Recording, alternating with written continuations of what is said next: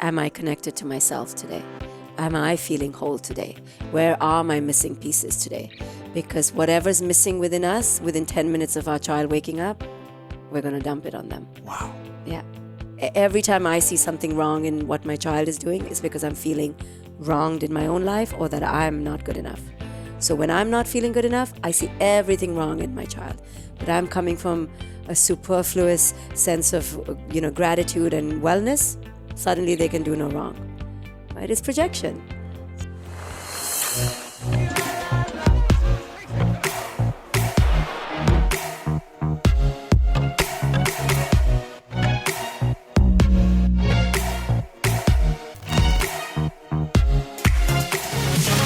Welcome back, everyone, to the School of Greatness podcast. We have the legendary Dr. Shefali in the house. Thank you so much for being here. Thank you. So excited. Very excited. I've been introduced to you many times by dozens of people to have you on, so I'm very glad that we finally got you in the studio.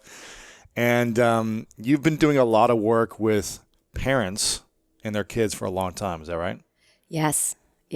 And it's not so much because I'm, in love with parents particularly. It's because I realize how important those first years are. And as a therapist, I have been working with mostly adults, but then I would notice that no matter who the adult is, we inevitably spend all our time on their childhood. So then I figured if I want to make a difference in this world, and I always knew I wanted to write, then I need to go to the core of the issue. And the core of the issue is not the child. It's the parental unconscious. So if I can help the parent discover how unconscious they are and shed light on how messed up they are, and then help them to evolve into their highest self and really raise the parent, because all these parents haven't been raised well. They were raised unconsciously. So if I could help them raise themselves, then we have a hope for them to not mess up their kids so much. So you're like the parent whisperer. Well, kind of. You're I like, don't know. Parents are like dogs, and you're teaching them, right? You're saying that. I didn't say that. you're like training them to like be the leader of the pack or something, right? You're like the... Well, just to become conscious of how unconscious they are. And this is serious, the first 10 years of a kid's life, that's it. Then you've irrevocably damaged them. Yes, that's it.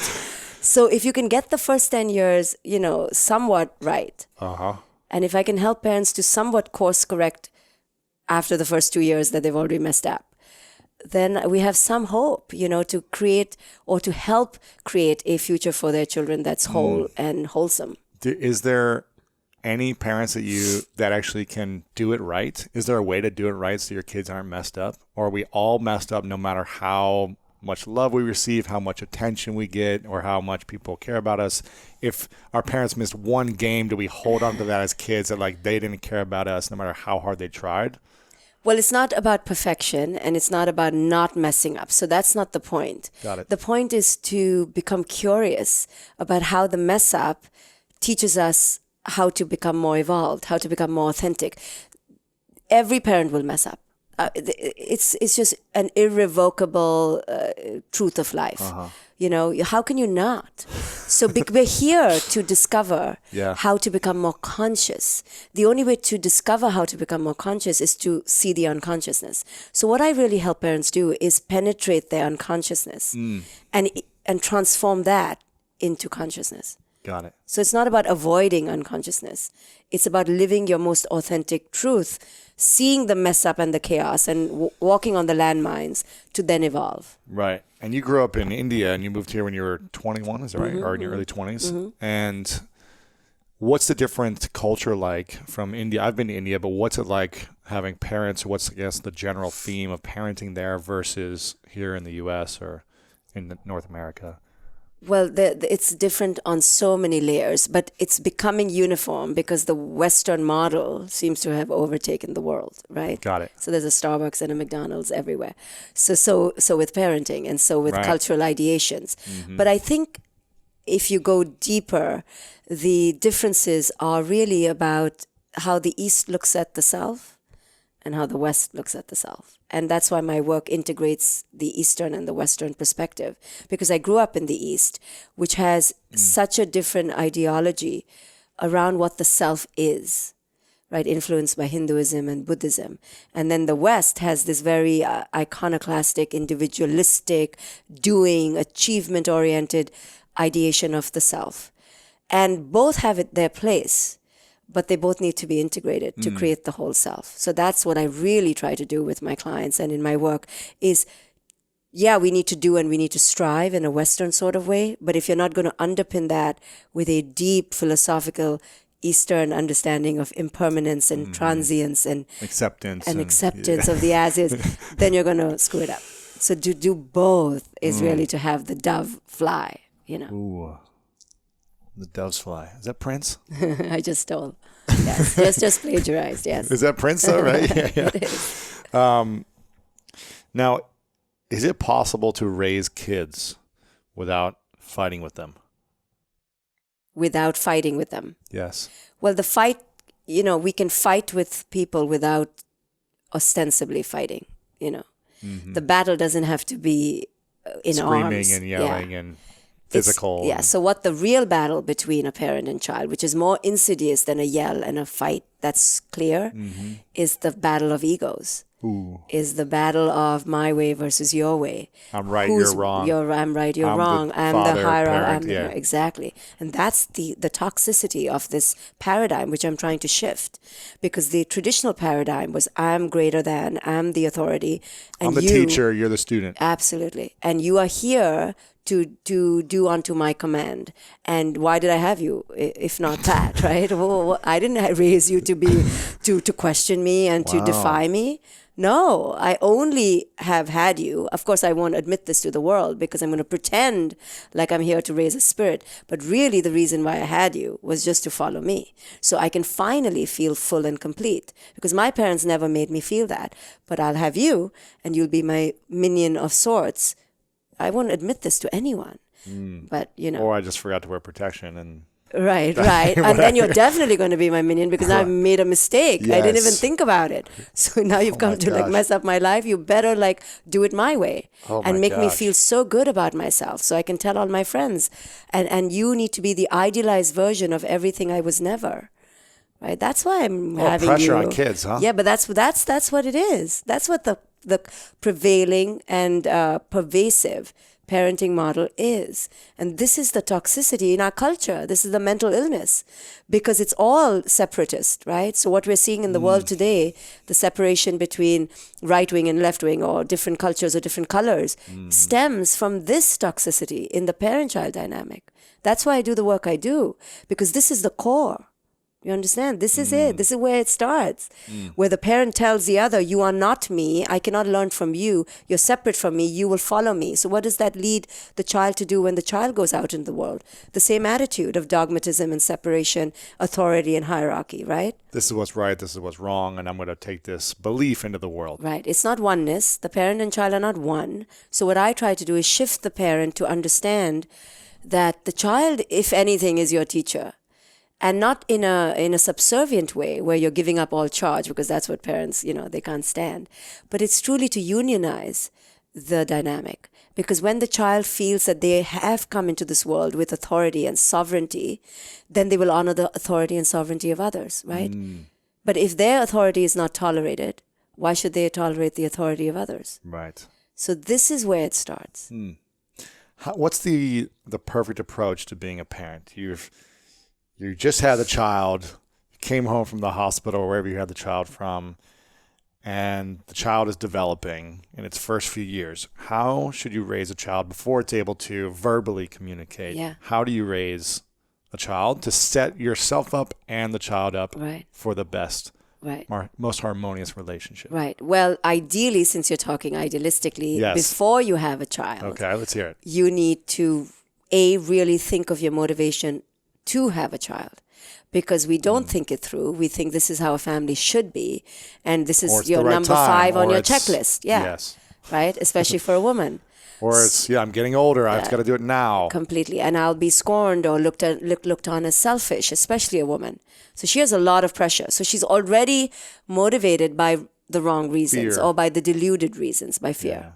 Right? She's not motivated by the ultimate reason, which if really she was motivated by, she may not have a child. The ultimate reason is, can I be so evolved in my own self that I truly feel I can guide the spirit to evolve into their true self? Wow.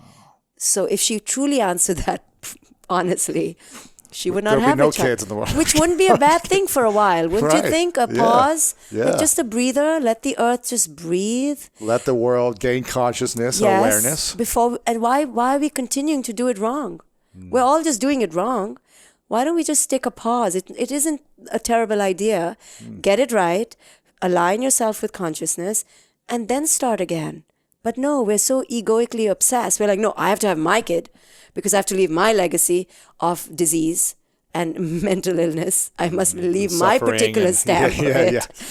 Because that's what we're doing. Unworthiness. Why not? Why not? I'm unworthy, so I'll create the same thing in someone else. Because mine is a special kind of unworthiness, right. you know? No one else understands me. This particular kind of self-flagellation that I'm an expert at. Yeah. You know, so no, I think ideally we should all take a pause for a couple generations, become conscious human beings, and then really mindfully think as a community, if the community is ready for another child. You know, this should not be an individualistic enterprise anymore. You know, children growing up in nuclear families is also part of the disease. You know, you're putting so much pressure on two fragile, if they're two, one fragile human being. It's too much strain. You know, we've lost the whole collectivist mentality of raising children in a village. You know, Hillary Clinton got it right. It does take a village, and we've lost that. So when you ask me what's different about Eastern and Western, that's another way the East is different. There is a more communal orientation and the raising of a child. It's more in a joint system. It's more kinship, kindred. Yes. Yeah. It's like... And then you come here to the West. You know, my girlfriends in the East, they're appalled at how much pressure I have in the West. I don't have any help. Not extended families, isolated, too no one much else can pressure. touch my baby. They're gonna get no one's sick. going to touch my baby. So my baby gets all my crap. There's no hope that there'll be mediation from anyone to help. Right? And no other perspectives. No multitude of roles and influences. And not only is the illness passed on, but the parent breaks under that. So not only does the child suffer, but the parent is truly suffering in the West because the pressure is too much. So much pressure. Yes. If there's no family around, if they're leaving home or whatever. And then with the divorce rate, I don't even know, is it more than 50% now? Is it? Well, it's close, yes. So imagine, you know, like the analogy that many people give is that you won't get on a plane ride if there was a 50% chance of survival. Yeah. Crashing? Right. Hell no. Right. It's one of the things I'm afraid of getting married for, right? Yeah, you should question. You should question these institutions. So I think my book and my work is not about putting more pressure on parents. It actually liberates parents to penetrate the deluded ideations we're living under. You know, the whole idea of success that we put on children. It's deluded. The pressure to achieve. It comes from fear and lack. So when I teach parents that you're just operating out of fear and lack because you're not complete, you want something to post on Facebook, you need a medal because you never got it, or you need to prove it to your parents that you're still a good person, and you're using your children. Once parents get it in an epiphany, then they release their children of it, and now they have less anxiety. When I teach them about the superficiality of grades and how grades are just a hair's breadth of the whole potential, now I've released the parent from pressure. Now they can truly connect with who it is their child is. Otherwise, parenting is all about pressure, right? So the connection is coming undone, and if the child is not connected to, they grow up wandering the earth, addicted and searching. Yeah. So, okay. We first have, in an ideal world, we first ask ourselves if we should have the baby. Right. If we're aware, conscious. We most likely would not, but say... Right. But say we've done the work. Okay. And we're like, all right, I'm not perfect, but I'm aware. Okay, and I've processed a lot of my past hurts. The suffering I've been through. I've forgiven everyone in my past. And most importantly, I've forgiven myself. Yes. For all the things I've done. Right. And I'm aware. I meditate. I've got my routines. I still get crazy every now and then, but I'm pretty conscious, right? Yeah. Okay. Then I have a baby. I decide to have the baby. Now, what's the first 2 years like? How should I set up my life and structure this relationship with my child in the early stage? Yeah. Then you prepare yourself to encounter one of the most profound relationships of your life, where you will be tested at the most highest level of spiritual lessons ever, which is now this being came from you, but you'll be tested that it's not yours. Really? What do you mean? They came through you, but it's not yours. So you'll be tested in not possessing another being, even though it's yours. Even though you created it, but it owns itself, is what you're saying. Yes. You don't have ownership over a human being. Yes, you barely created it too. But say it came through you and you did something. Yes. You have to now release that. Ownership. Because now you have to pay homage to the fact that this is a being that actually you called into your life for you to grow from. So you reverse everything. So it's not growing from you. Right. You're growing from it. Right. If you want to do it the right way. So you're creating a being that is now going to be your greatest teacher. Yes, you didn't create it though. You have to. It's coming through you. Sorry for the language. What's the language? Because parents think they created it. Okay, what's the language? You call this being into your life. You called this being in your life, and it came from you. It came from your being. Okay, yes. But you didn't create this being. Well, because if you think you created it, there's a problem there. You're not a parent, so you don't see this side of crazy, but you have to see parents to know how crazy they are. I have two crazy parents, so right. I mean, I'm they pretty think they created you, and that's why Right. they did all sorts of things to you. They brainwashed you, and they took over your life because they think they created you. That's the problem. And I'm trying to burst this ideology. I tell parents, no, you didn't create anyone. Like, if you created a being, you should be curing cancer. Like, if you were that phenomenal.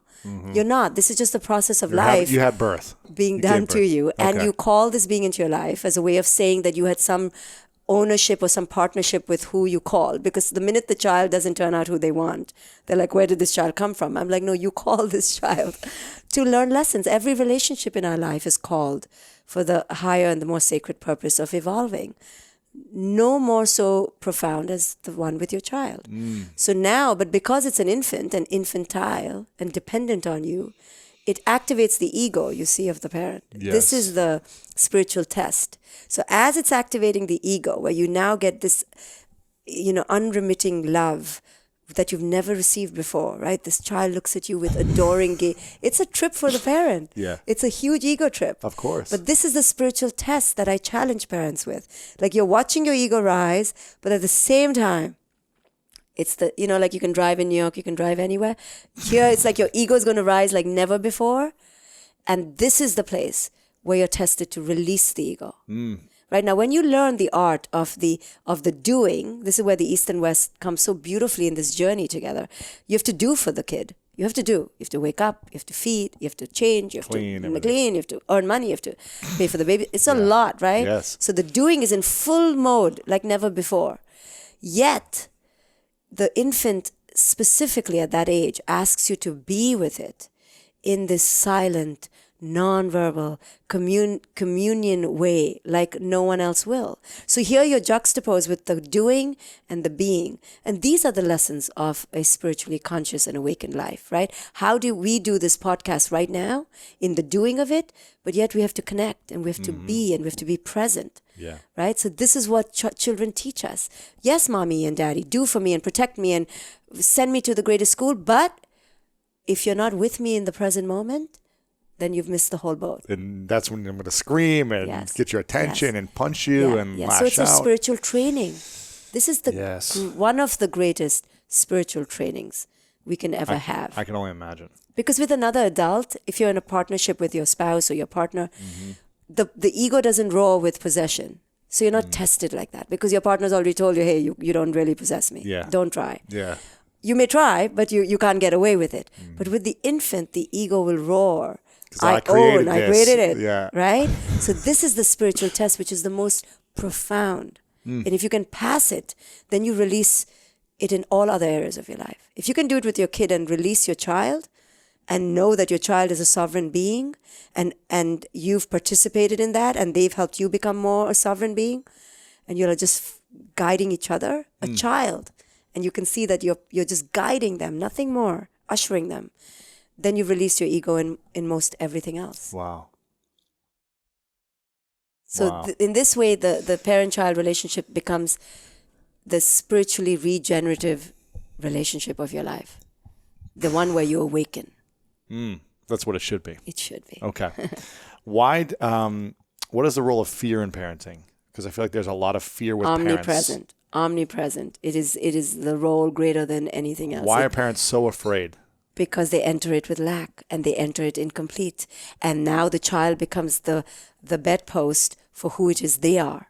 So if the child messes up, it's like, now I'm really messed up. Like, now I've lost all hope. I mess up and my kid is messed up. And my kid is now I have and the nothing. mirror is so clear, right? So we're using the children to fulfill us. Therefore, the child, there's a lot at stake here. It's not a joke. And if they let their parents down, they let themselves down, they don't achieve, they let their parents down, and then it's just like It's a they want to have that colossal acceptance, breakdown. they want to Yes. have that acknowledgement. Yes. And I feel like the thing we long for the most, at least as a grown child, because I feel like we're all just kids, is acknowledgement. Yes. To be seen for who it is you are, not who it is I want you to be. Exactly. The reason I do my podcast sitting across from someone is because everyone else does shows sitting side by side. And you can get away from the eyes. For me, I want to connect and be present. Yeah, with it's a someone and different listen. energy, isn't it? It's a different energy Right. than just being next to someone and being talking like this. And Right. once in a while, I'll pay attention to you. Right, But I'm going to go back over here because it's more comfortable. right. But really seeing someone and being Right. present with someone, I Right. feel like is challenging. Right. You have to show up. To practice. You have to be here fully. To be Yes. fully raw. Yes. And I remember feeling, as a kid, like just never being seen. I was the youngest of four. I had two parents. They were working 3 jobs, like constantly trying to provide. They probably shouldn't have had it, Right. us. They were like 19 or whatever when they Right. had their first kid. And I remember just like all I wanted was acknowledgement. And I think a lot of kids feel that way. It's like we just want acknowledgement, just want to be seen. It's probably why we do a lot of things as adults, Right. for acknowledgement, to be Right. seen. So even the parent who's taking care, like you were clothed and fed. So the parent is thinking, I've done my I've bit. done my job. Right. But it's not about the doing. That's what every kid will tell you. I don't care that you I could have a send roof me to over the my head, or you got send me to the food. fanciest Schools, yeah. And you had a yacht that That's we went. what you That's wanted what you for me. wanted. Yeah. Because ultimately, all I wanted was to know that I was being seen for who it is I am, not to fit into your agenda and your image of a good life. And we use our children, to fit into our idea. So they never get seen. To look good on our Instagram page, to Right. So then talk about to our friends. Exactly. So now they're going to have kids because they need to be seen. You see, this is why we keep having kids in the unconscious way, waiting to be seen. I know, it's This so is amazing. dismal. But it's the Let's truth, Let's just end the human race right now. No more babies. No. Well, babies, it's the most sacred thing you can do. So Yeah. better think about it. Not creating life, but calling life Yes. through you. Yes. Is that what I'm supposed to say? Yes. And it's not a joke. You can't take it lightly. I'm not trying to make it a joke. Yeah, I'm just trying to yeah. make sure that I don't say creating because you're we're not right. creating. I mean, it's the most sacred thing in the world is bringing life in the world, Yes. right? Yes. And yet we take it for granted, I think, Yes, sometimes. yes. I mean, one of my best friends just had a baby 2 weeks ago, and I was one of the first people to see his daughter in the hospital. I was just moved to tears by the calling forth of this being. Yeah.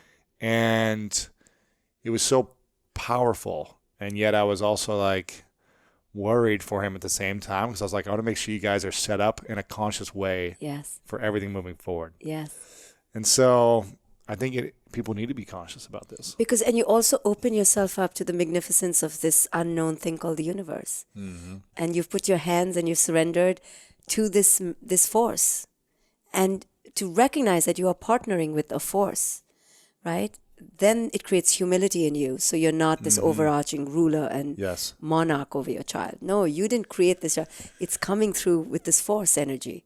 So commune with that force and pay homage to it in every age and stage of your child's life. Yeah. If you're a parent, what's the ideal thing that you should think of first thing you wake up in the morning in regards to the relationship you want to have or the way of being you want to be with that child or children? Is there something you should think about, a process, an awareness, whether it be first thing in the morning or throughout the day or whenever, but what's the thing every single day that a parent should ask themselves and be aware of? I think the question they could ask themselves is, am I connected to myself today? Am I feeling whole today? Where are my missing pieces today? Because whatever's missing within us, within 10 minutes of our child waking up, we're going to dump it on them. Wow. Yeah. Every time I see something wrong in what my child is doing, it's because I'm feeling wronged in my own life or that I'm not good enough. So when I'm not feeling good enough, I see everything wrong in my child.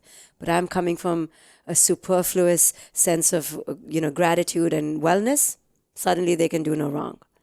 Right? It's projection. Yeah. Same thing with relationships, Absolutely. intimate relationships, right? Absolutely. When Exactly. we're feeling insecure about what we're creating, we're putting that on someone else. And this parent-child relationship, there's no break, for the first 7, 8, 10 years. You mean a baby can't just sustain itself and just be on its own? Just get an apartment? Not entirely. So it's like such a deep marriage. Like with your partners, you So can take a deep. break. You can Yes. have a cigarette whenever you want, go for a glass of wine. No such thing with the child. You're there. You're fully there. So how do we remove the ego as the parent and say, okay, baby crying, screaming all day long or whatever, not doing Right. what I wanted to do. Right.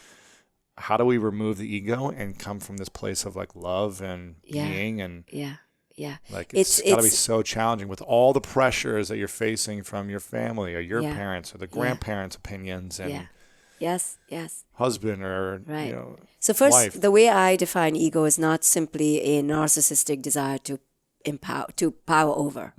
The way I define the ego is that when we were young, we weren't seen for who it is we are, correct? So as a result of that, we had to survive. Now, in order to survive, we had to contort and distort and pretzel ourselves into a version of who our parents wanted us to be. We had to fit into just to that. fit in, just like survive. Please feed me, take care of me. Like Don't be mad at me all day. Yeah, exactly. Gosh, it's the worst. Correct. Don't scream at me. Yes. What have I done? Right? Just be myself. I just woke up. Yeah. Or I just spilled milk. So the nucleus, the core of the authentic self is now being denied and is increasingly invisible. So it needs an invincible shield to protect because it's disintegrating. There's nothing inside. So it creates this false self. And I call the false self the ego. The ego was created to survive, but eventually will create suffocation. So we need to kill the ego. Now, how do we kill the ego? We first have to accept that it exists, recognize each time it comes up, love it for the service it's provided because it kept us surviving. But now we need to understand that its core came from fear. It was created because I was scared of being yelled at, right? So I created some badass rebellion or I created some whimpering obedience. Whatever I created was false. It was created out of fear. So now when my child screams and I go back into that fear and then I develop my ego, whatever the ego is, either I become too genuflecting toward my child and subservient and indulgent, or I become badass rebellion thinking my child is my parent, but it isn't. I'm like acting in ego. I'm acting in false self. So to recognize in those moments when it comes up and then to penetrate it, it takes a lot of introspection. You need the help of someone at first to do this. Because you don't even know. You see, the ego is your second skin. You don't even know you're walking around with it. So it takes someone from the outside to go, you're in fear. That's your ego. That's a mask. You're protecting something in you. It's not the truth. And as you release the ego, only through accepting the ego. Understand? It's the counterintuitive. You can't being aware of it first. Yeah, you can't just kill it. Then you emerge into your true self of connectivity and lack of fear. Right. And this is why children will teach us how to be who it is we are by showing us our ego. Every moment you'll be seeing your ego as a parent.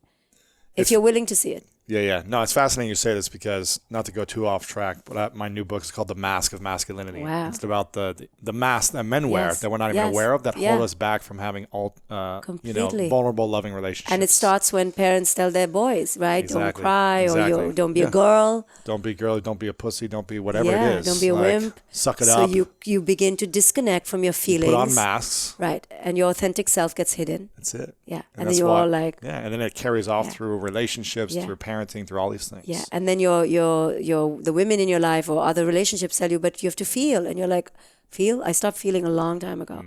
Yeah. And then when you're in sports, it's even worse. Yeah. And you have to be a certain way. Yeah, you got to be a warrior. For men, it's prescribed. Yeah. But for women, it's prescribed too. We have to be, Now it is even more pressure for women. Yes, absolutely. Be great in the workforce, be great at bed, be a great mother, always look hot, all these things. Yeah. The pressures of both men and women. And both now self-perpetuate. Right now it's self-perpetuating. It's not even that the man is telling the woman any such thing. The woman is doing it to herself. And the man pressure the woman is putting on now themselves, it's all right? inculcated. It's so imbibed. Why? Why do women put so much pressure? Yes. Because it's something that we've been trained to be good girls. And we've been trained to be obedient. So whatever culture says is the way, we're going to be obedient to the way. Oh, now you want me to be a badass, entrepreneur? I'll be that. Oh, you want me to be skinny? I'll be that. Oh, you want me to have big boobs? I'll do that. We're just trained to be obsequious, subservient. We're such good girls. That's what needs to break in us. That's what we need to teach our girls. Be a bad girl. Well, not to be a bad girl, or just think, question, pause, have your own sovereign right. And mothers need to allow their daughters to do that, and fathers too. Yeah. But we mothers raising our daughters need to be the example where we question everything. So I have a daughter, and I try to raise her to question everything. Marriage, sexuality, everything. What is beauty? Who is thin? Who is fat? Really? Do you really think you need to get a career? What kind of career? Everything. So at least she now doesn't just dogmatically believe she has to be obedient. Just because you believed it. Or culture says, or this man will tell you, you're not skinny enough, or the man will tell you, go cook for me. No. In everything, pause and question. Yeah. How old is your daughter? 14. Ooh, nice. Yeah. Okay. Yeah. All the guys are coming after her right now. And I can see, and I have to teach her about who men are and who Yeah. boys are. And I feel bad It's tough. because it's kind of bad. It's tough. I have to tell her that the boys she's with may not know how to feel. And she'll be all in her feeling heart and thinking she's in her heart gonna and be thinking they're in their heart. No. Because they're trying to get something. And I have to teach her about the double agenda and who these boys are and feel compassion for them. Because they are trained to disconnect. And she's a girl looking to connect. So actually, boy and girl should not meet for a long time. For a long time, till the man evolves. For a long time. What if they're a younger man who's evolved? Like, I've got a nephew who's in touch with his he's feelings. 13, I think. Yeah, 12 or 13. I never know they grow up so fast. But he is like the most intelligent, sensitive, loving, like giving. I'm just like, who are you? Like, I do believe there's a new wave. he is like, it's unbelievable. Right. Like his level of spirituality. Yes. And awareness. Yes. And feeling and empathy. Yes. I'm just like, you're the ultimate boy. I think there's a new wave of consciousness coming. Yeah. But it's slow, but it is coming because parents are waking up now to a new way of being. Yes. So if we wake up, we'll do right by our boys and girls, right? Wow. What do you think is the toughest age for parents to be able to be graceful and remove the ego of their kids? I think it is the teenage years because while before you could still get away with being a monarch, when you're a parent of a teenager, now it becomes clear. Like now your time is up. So now you have to deeply sit with who it is you are. Oh my right? gosh. Without the identity of someone needing you. Like your child is now barefaced and bold-faced telling you, I am entering my own right and might. Now you better figure out what your life is because I may not need you anymore. Wow. And I don't want to need you. And you need to release me. And we parents don't want to release. Why is that? It's like suffocating. I don't know. For me, I've been celebrating ever since my daughter began, becoming autonomous. I'm like, sweet. Cut the cord. I'm like, here, take the scissor. So ready because I want her to launch. But parents don't want that because they're tied up in the identity of being needed. They've so invested in the identity of being a parent that they've forgotten who it is they are. Another egoic mask. Wow. Parenting becomes another mask, you see. It's a mask. It is. It's a way to avoid who it is you truly are. And I keep teaching parents that if you don't go back to who it is you are, you will raise your child to have a false self. Gosh, my mind is being blown right now. What's the greatest lesson then you've faced in the last 14 years? Parenting. Just the personally, like a personal thing that you've come up for sure. That's why I write the books I do. I write them really for, to talk to myself, Me right? too. Yeah, to embed my own teachings. I open the book and I go, let me learn something. Because I think just the humility I've had at my own unconscious. And I've been meditating since I was 22 years old. And that was only 5 years ago, I know. But it's been my life's mission. And yet the force and vigor of this unconsciousness is so profound, and it's my daily challenge. But I rise to it, I'm excited by it. I'm not ashamed when I see my unconsciousness. I'm ready for it. I'm not narcissistic to believe, I'm above it. It's there every day. My voice becomes high-pitched. I become shrill. I enter fear almost every day. Right? Because each time I'm afraid she's too entitled. Each time I'm afraid she's too lazy, too disorganized, right? The plethora of fears are endless. I enter fear. So then I watch it and then I have to release it. So each day I do, and I'm just humbled by it, by how much there is to do. So much Really? work. What do you think is the greatest lesson you still have yet to learn by being a parent? I think the absolute, complete trust in their destiny. Like I have it, but I lose it. I forget. You're questioning. You're like, I you really go want to like, do that? Yeah, exactly. Are you so sure I can that's the way you talk want to it, go? but when push comes to shove, and I see she's about to say yes to a boy to go out on a little date, and I'm like, no. I'm like, no, don't learn that lesson on my time. Learn it when you're on your own. Like, take it from me. So while I say I want her to learn her own lessons, then I also want to bypass them. It's hard. It's hard to see your child potentially go through pain. But don't we need to go through that? Absolutely. That's it. In order to learn, we've got to fail over and over and over again This to is achieve. the lesson. You just hit it. There's no way you can have a safe, let your child perfect go life. through pain. This is it. They're not going to be able to take on anything in the world when they're an adult Yes. if they don't experience, in my opinion, extreme discomfort. So this is the greatest lesson for parents. To let your child be rejected. Let your child get the C grade. Let your child come last in the race. And don't fix it. Gosh. Don't fix it. I'm so glad I was messed up as a kid. I know. Look how great you've become. Right? Yeah, because of it. No, really. It's made you resilient. I look back at it and I'm like, it was the most challenging times. Yeah. Right? It was so scary and uncertain. And there were many moments where I was like, why am I even here? I would say this when I get in trouble. I'm like, I don't think I should be alive. Because I just didn't even feel like accepted by anyone.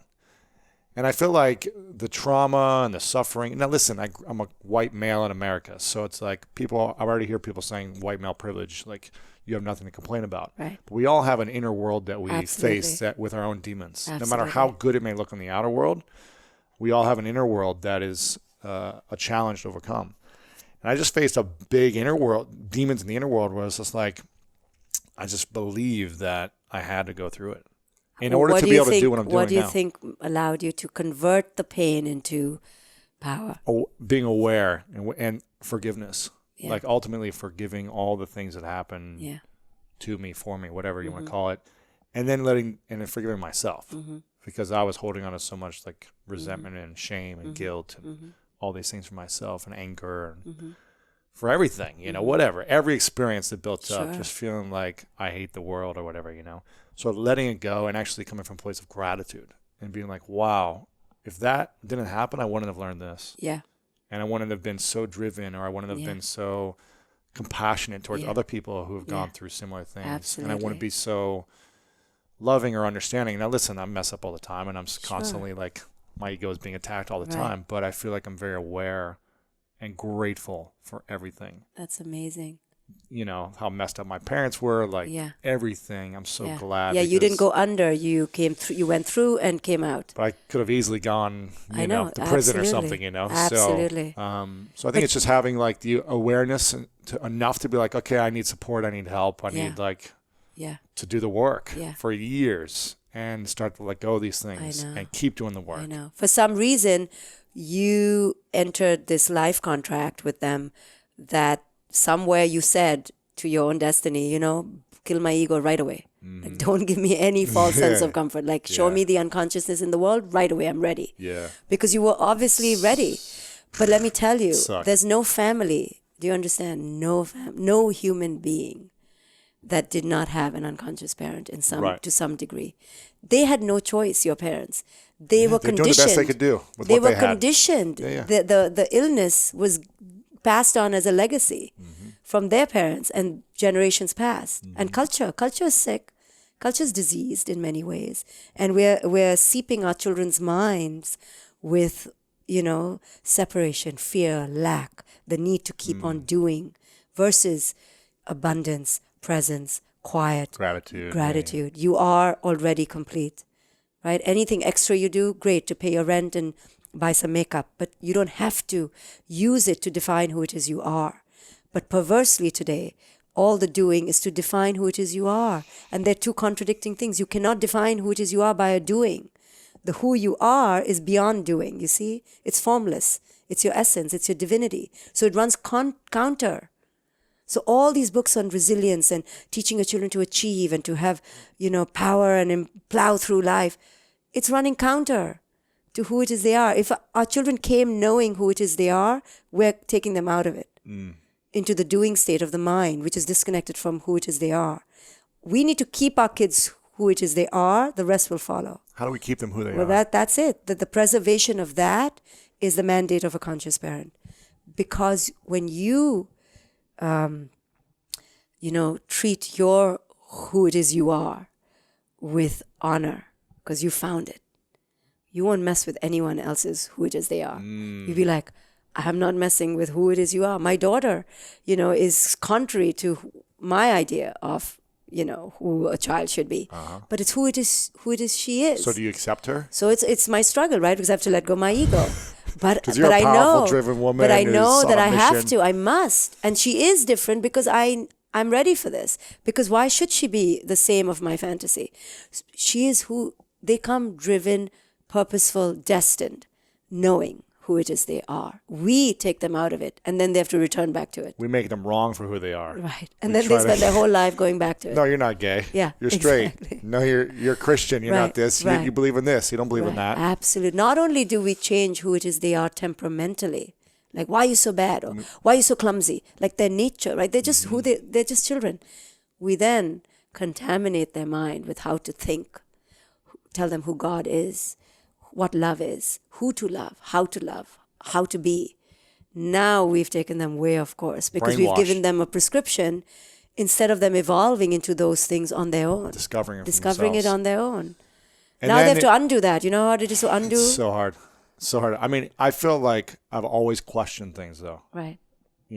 So I'm glad you're saying this because I feel like I've always been like, no, I'm not going to be the guy that drinks alcohol just because all the other football guys are drinking. I was like, no, that doesn't serve me. Wow. No, I'm not going to do this. I'm going to do this other thing. Right. I was like, everyone's bullying someone else. Like, let's go hang out with other people and like lift people up. Like, I don't need to do that. So I always question, even though it's at the extent of me being alone. Like I was alone because there was a price to pay for it. Massive price Yes. of isolation. Yeah. But I think it's the reason why I still do this show because I'm constantly seeking what's a different belief, what's another angle, what's something maybe that doesn't fully support me right now that I could shift a little bit that would support me. And it's a constant learning process. That's why I call all my work the deconstructive process, right? You have to deconstruct in no greater journey than parenting because now you're responsible for providing the template for another human being. You better get your stuff right. Yeah. Right? Don't pretend you know something because you don't know it. You've just been digesting somebody else's belief system.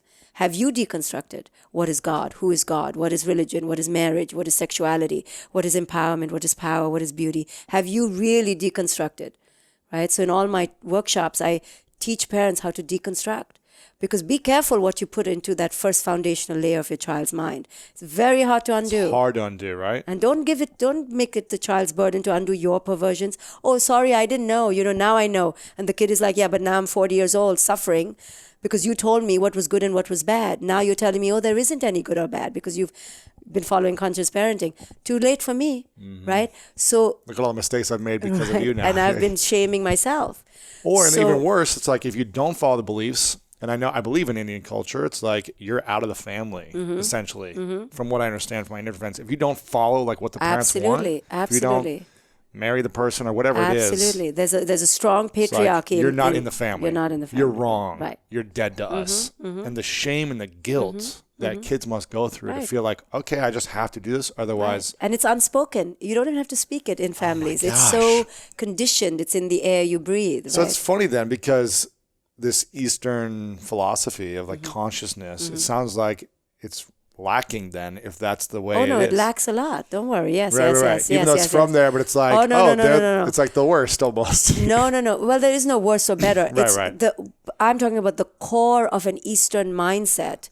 Doesn't mean it's being manifested, right? I mean, only the true people who do the work. Yeah. Just because you're Indian or Chinese doesn't mean you're automatically a consummate, understander of Buddhism, right? You're not, right. or the real teachings of the mystics. No, it just came from there. Yeah. But now no one's following it. Oh, absolutely not. And my culture is famous for patriarchy, hierarchy, dominance in the name of tradition. Or they will oust you and outcast you in a minute. Yeah. So you dare shame me. No, so children don't shame their parents. So they follow They follow the way. Yeah. That's why I had to leave. They never become themselves. Well, not never. These are absolutes, but Right. It's harder to. They don't look for themselves. There's no question. The self knows right when they're born, or a few years in, that the self belongs to the parents' idea. So they willingly give it up. I couldn't. That's why I had to leave. Really? I couldn't. Not for my parents, but for the culture. It's a cultural thing, Yeah. Do you feel like your parents were supportive of you, or why did you get into this work in the first place? No, they were very supportive of me, but I was sickened by what I saw around me. So they were like, go, do what you want, do who you want. But within limits, because they were indoctrinated in that culture too. Sure. But they were still better than most. That's great. But the culture is what the culture is. It's a deadly culture. It's everywhere. I think every culture is deadly in some way, right? Yeah. So, but the Indian, because it's the we culture, it's already communal, right? Which is beautiful if it was done right. But it's done only for the sake of the ego of the we. Now, it's not the ego of the I, it's the ego of all of us. So you don't disappoint one parent, you disappoint the whole lineage. The last whole name. line, Right? yes. Oh my gosh. Yes. The pressure, the weight. They didn't do community in the beauty of the way community used to be done. Right. Where kids, now they're doing parents, it. Or kids, teenagers would have babies when they're like 16, 18, right? Oh, yeah. But there was like 100 family members raising them. Yes. So it wasn't like that this was pressure. a good part. But the negative part, if it was done with the ego of all, then it's the ego of all. Right. Gosh. So more pressure, right? You're ruining the family name and the ancestral legacy, and it's suffocating. And it works for kids who are willing to give up themselves. But for a kid like you and I, it will not work. It'll kill us. So we must leave. Then we'll be alone. Then we have to find ourselves, This is an incredible journey. Yeah. What's a question that most parents have that they have the hardest challenge of answering for themselves? Will my kid be okay? Right? Just the okayness. They suffer from this fear because they live with a morbid and pervasive sense of not okayness. Every day of a parent's life, if they haven't done the work of consciousness, they're walking volcanoes of anxiety. Is that how you feel as a parent? Well, I've done a lot of work, so I've released so much anxiety, right? I'm ready to die. Like, I could go out right now and die. It's okay. I've been working on death. Wow. So if I'm, I'm ready every day. It's complete. What if something happens to your child? Have you accepted same that? Same thing. Yes, absolutely. Okay. I have to live with. Otherwise, you're living in anxiety and stress all day. You live in anxiety and stress when you think you can control death. When you understand that death is not in your control, therefore you live fully and release when death comes, then you don't live in anxiety and fear. You live in anxiety and fear because you have this narcissistic, grandiose delusion that you can control death. And you haven't become one, you haven't made friends with death. But when you make friends with the ultimate, which is death, then you live fully in the moment. And when your child's destiny is ready to be complete in this life form, once you already understand who am I in this, like I'm just a speck. When your child does end life form, you release her or him. Because we're only here to inhabit life form for a blink. Yeah. Anyway. So this idea of permanence is a delusion. This idea of doing to create identity, a delusion. This idea of possessions being ours, children being ours, delusion. So when you penetrate these delusions, you have not no anxiety, less anxiety. Yeah. You're freeing yourself. Right? Now, if someone came and told you, the God came and told you, you're going to die right now. Right?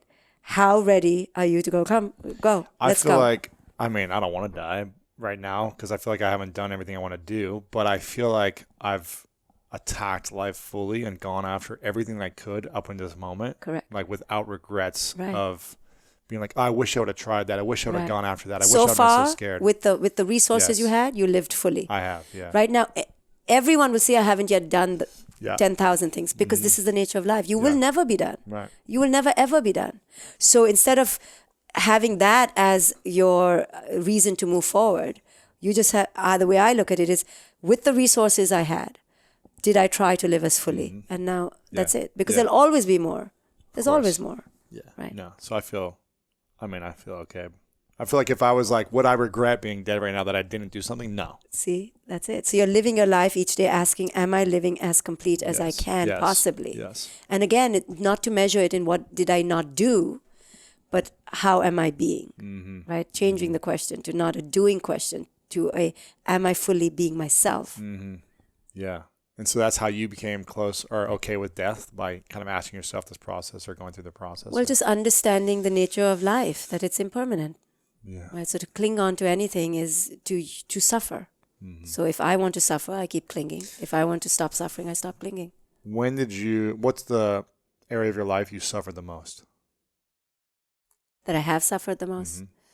I think just trying to, for me, you're asking me personally? Yes. Yeah. For you. The battle for me is living in this life form, knowing that it's such bullshit. It's a game.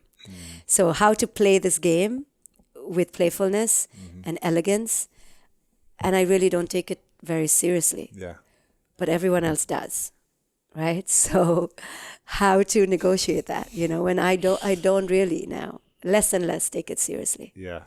So negotiating the form-based attachments that everyone has with my understanding that this is all formlessness. Yeah. It's going to be over before we know it. Yeah. And just like juxtaposing that, trying to take it seriously. What about an area in your life that you suffered the most, whether it be through childhood or through early 20s? Was there a moment or a stage of years or that you were suffering that you can remember? Well, I didn't suffer much. You didn't suffer much. No. That's good. Yeah, I entered this with a little bit of joy. Yeah. That's I know great. most people entered through Was suffering. there like a relationship that you... And so when I did psychology, I did my PhD. Yeah. You have to write papers on how did I suffer. I was like, what?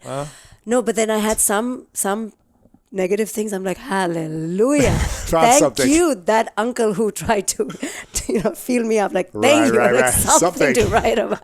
Because I had pretty wholesome parents. Oh, that's great. But I still had society around me. So my suffering came from being a girl in Indian culture and having unconscious men all around me and having to deal with that. Right. Very hard. I can imagine. Yeah. Hard because women are supposed to be a certain way in India. Yes. And men, are aggressive and unconscious and repressed. So growing up as a girl and then grew up to be a teenager, I could never fully be in my body or own my sexuality. Because if I was too much, then the onslaught and the payback of that was too much. Yes. So I used to hide.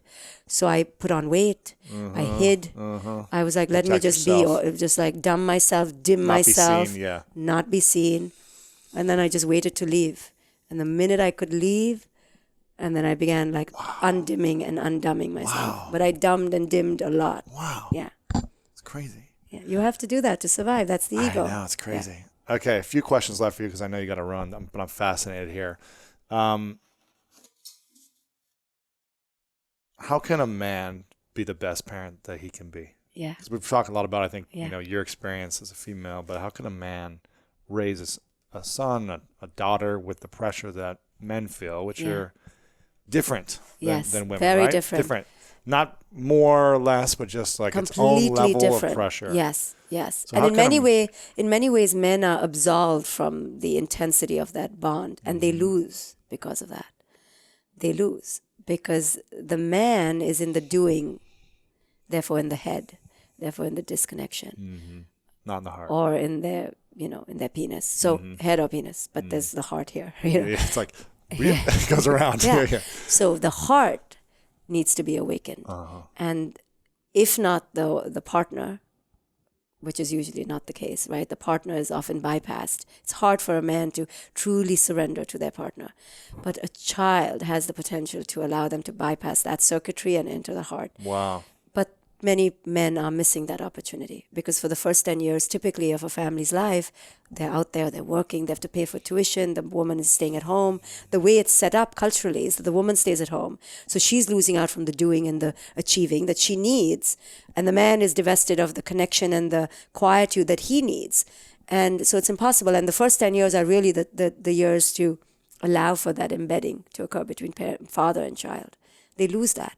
So the father's just like, oh, I'll just play baseball. But that's a doing. Or I'll just wait till he can hike with me. That's a doing. The real essence of childhood is that 0 to 6, where the child is not a doer yet. The child is a beer and invites us all to be in the present moment. And if you lose the first 6 years of entering and being invited into the child's being world, like if you're with a child 0 to 6, it's a trip. It's like nothing else, because no one lives in the present moment like a child. Like I remember the epiphany I had, because I would keep like wanting my child to get to bed, or my infant, my 2-year-old, or, brush their teeth, or doing. And then it hit me, oh my God, everything I practice in meditation is right here in front of me. Like, slow the hell down. Have no agenda. There is no time. And we are nonverbal. We're fully present.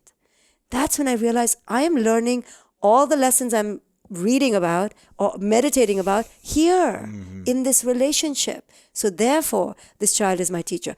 That's when the epiphany came, when I realized all I wanted was to do to my child. Like, come on, let's go to the park. Let's go use a trampoline. Let's learn ABCs. Let's take a class. I just wanted to I was making my child my next PhD, my project. I was doing. I was very masculine. So most parents are we're masculine. We have to enter the feminine, into the heart, with a 0 to 6. But very few parents, including mothers, are capitalizing on this spiritual jewel that's the 0 to 6, because it's painful too. I mean, you have to slow beyond slow. You have to awaken too. You have to be so full and here. And there's no payback really, because they're not giving you much. No, nothing. They're just giving you love, but they're not like intellectually stimulating you. They're not yet winning medals. They're not yet winning the spelling bee. So you're like, oh, you're not like doing anything for my ego. Why am I here? Oh, I'm here because I have to just be here. Like I have to just enter the present moment. 0 to 6 is the most profound spiritual transformation you can go through with a child. And we're all missing it. We're all missing it. I almost missed it. Okay, next time you're back in LA, we're going to have to dive in deeper on this topic, because I could go on for this for a long time. But I want to ask the final couple questions to be respectful of time. This is called the 3 truths. Okay. So imagine you jumped off this building right now and it was your last moment. And all your work has been erased. Everything, all the books, this video, this interview is gone. Even erased in people's consciousness. Their consciousness. It's all erased. Gone. Yeah. It didn't exist. Because it didn't exist in the first place, right? Yeah, it didn't. Right. So, but you had a piece of paper right here. I'm going to give you a piece of paper, and you get to write down 3 lessons that you know to be true from all your experience in life. The 3 truths that this is the only thing that people could live and be remembered by in your message. You write it down, you jump off, life is over. Yeah. But what would those 3 truths be if it was the last day for you? Okay. The first one is that life is never over. Life keeps transforming. Just this form is over. The second one is that all life attachments in form are an illusion. All these attachments you're holding on to are an illusion. They will never take you to who it is you are. And the third one would be that the only moment and thing and entity and relationship of relevance is the one you have with yourself in the now. So you can erase everything. It really doesn't matter to me. Well, there you go. I like that.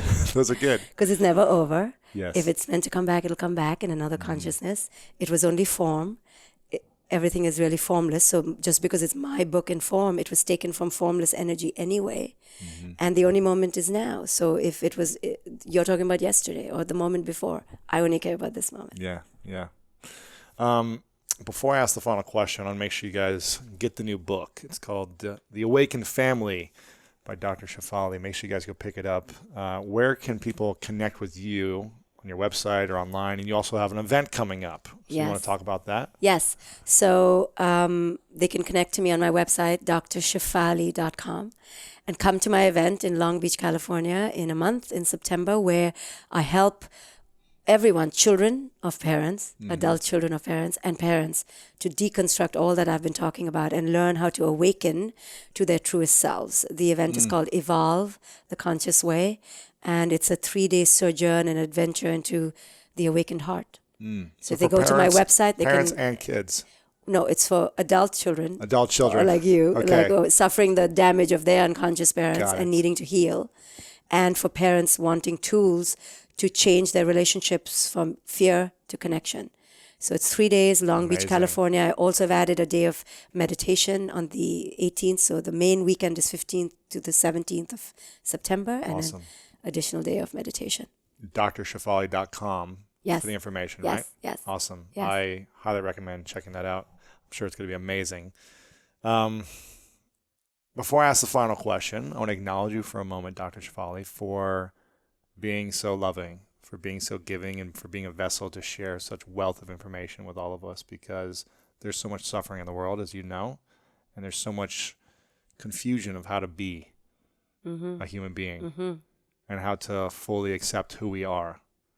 There's so much disconnect in American society and culture right now with different views, beliefs, everything. So I believe your message is so powerful for all humans. Thank you. To rise into who we're being and how we can just be better in general and really help us connect the human race as one. One family, one race, one everything. Yes. So I acknowledge you for the work you're Thank doing you. and for your surrender to life and death and for just being you. Thank you. Yeah. Thank I you. really appreciate you. And I have one final question. It's what's your definition of greatness? Authenticity. Daring to live your truth. Dr. Shefali, thank you so Thank much. you. Thank Appreciate you. it. Appreciate it.